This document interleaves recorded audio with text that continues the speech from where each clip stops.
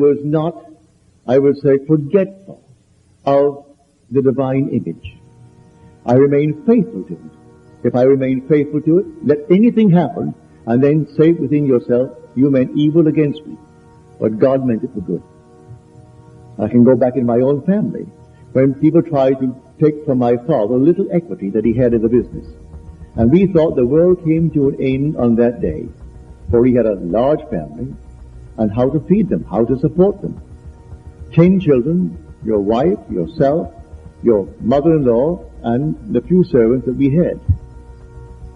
And no one would come to see him because they weren't quite sure but what the accusation might be true. And that, on reflection, was the turning point in the family's fortunes. So from being a minor partner, having a very small equity in the business, he turned around without partner, and then transcended the wildest dreams of the family.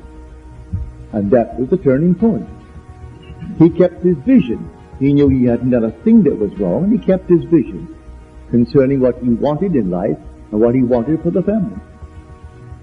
So if you have a vision, and by vision I mean a daydream, what would you like to be in this world? Do you know it? Just what would you like to be? How would you like things to be in your world? Well, that's a vision. Well, now, remain faithful to it.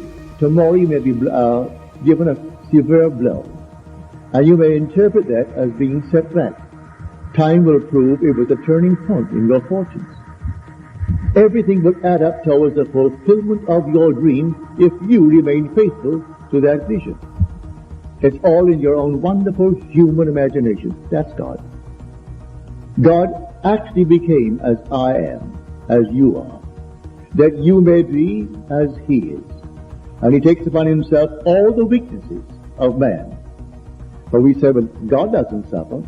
Well, now I ask you a question. If you're in pain, are you in pain? And you will say to me, yes, I am. Well, that's his name. God's name, he has no other name. That's who he is. So you say, I am in pain. I am embarrassed. I am unwanted. That's God's name. He is doing all the suffering because he goes through life with you, as you, until one day he reveals that he's you. It is God and God alone playing all the parts in the world. There's nothing but God. If God did not become as I am, I couldn't breathe. He is my breath. But he doesn't limit me to my wishes.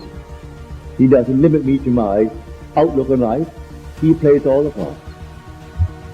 He waits on me just as quickly and as indifferent when the will in me is evil as when it is good.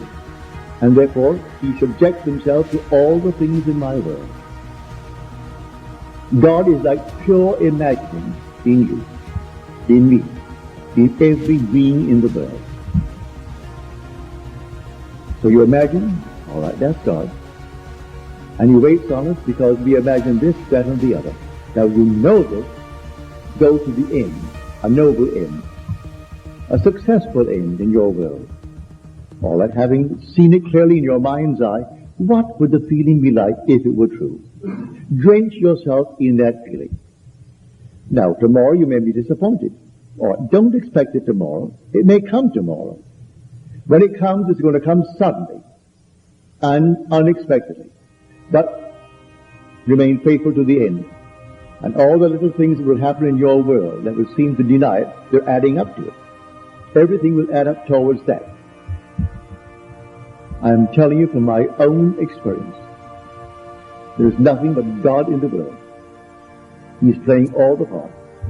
The most horrible part and the most noble part. He's playing all the parts.